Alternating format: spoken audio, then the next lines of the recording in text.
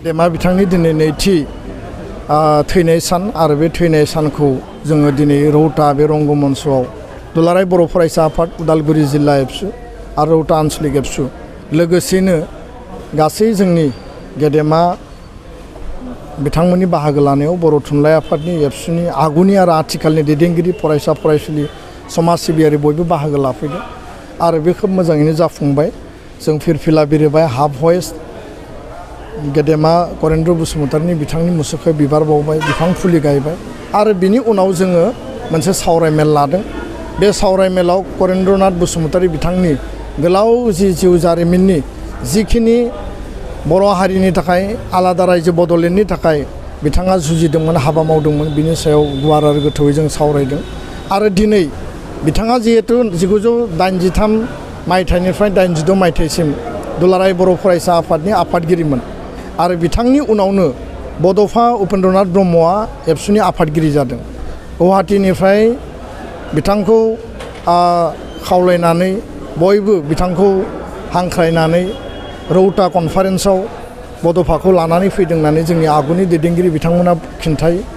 आरो बे कनफारेन्सआवनो करेन्द्रनाथ बसुमतारि, सानसुमा खुंगुर बैसुमतारि, रबिराम ब्रह्म बिसोर गासैबो लोगो नांनानै आरो गोबां गेदेमा दैदेनगिरिफ्रा लोगो नांनानै बड'फाखौ एबसुनि आफादगिरि हिसाबै बिबान होयो। आरो बे एबसुनि आफादगिरि जानाय लोगो लोगोनो 1986आव रौता कनफारेन्सआवनो आलादा रायजो बड'लेण्डनि थाखाय दाबि दैखाङो। दा बेखायनो करेन्द्रनाथ बसुमतारिया रियेल सासे जातीयताबादी नेता, संग्रामि सत्ता माहारिनि फारसे आरो बड'लेण्ड आलादा रायजोनि सिमांखौ लानानै बिथाङा हाबा मावग्रा सासे गोख्रों दावहारु जुजारु।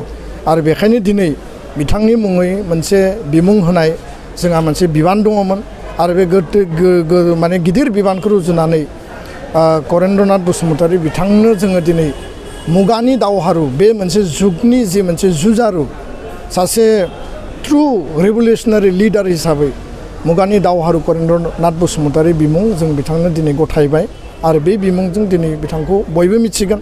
फैबाय थानाय समाव बिथांनि मुङै जोङो रौता ओनसोलनि 3 गेदेमा महान बेक्ति बिथांमोननि मुङै जोङो चिलड्रेन पार्क बानायनायनि थांखि लादों।